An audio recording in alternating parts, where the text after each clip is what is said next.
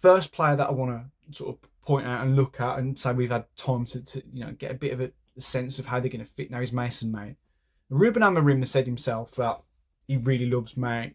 I think he can see him being a core part of his squad going forwards, but he's got to prove it in the games. And the Arsenal game is such a good benchmark for this because we've had that contrast of United playing a weaker Everton team versus a much stronger team in Arsenal.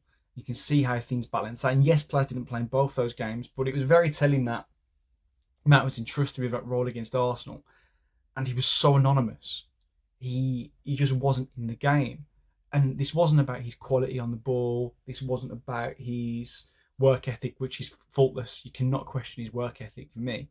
But you can question his impact on games. Now, we saw it when, on the few occasions he did play under Erik ten Hag, where he struggled to impact games. And at times I was like, well, is it what he's been asked to do? We bought this guy who's an attacking centre midfielder, rarely ever plays there, played centre midfield a few times.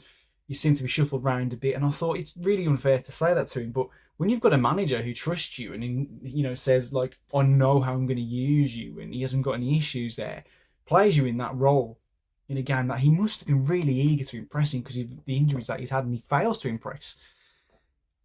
That's worrying for me, and he definitely goes onto that unsure pile